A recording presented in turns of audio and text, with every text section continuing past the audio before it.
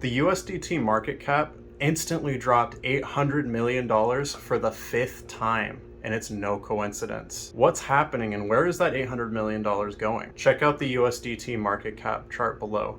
You'll notice a total of over $3 billion moving out of the market in just a few days.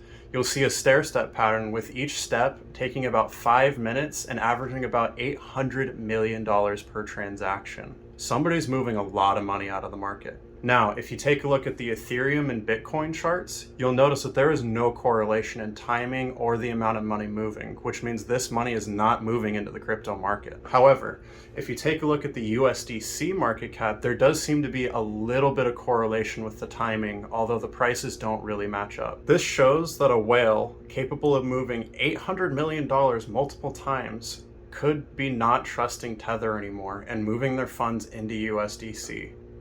If that's the case, and this is probably the best case scenario, this is not looking good for Tether. If this money is moving into USDC, this means there is massive distrust from a big player in the crypto market, someone capable of moving $800 million multiple times.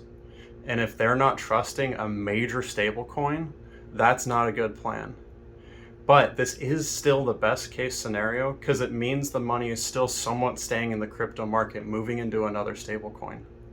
Now, if it's not a whale trader, then what is going on? Is Tether burning all their tokens? And if not, then who's redeeming their Tether $800 million at a time, multiple times? It just doesn't add up. We're left with tons of questions, and as usual from Tether, we're not getting any answers. What do you think this $3 billion is going to? Leave your answer in the comments below.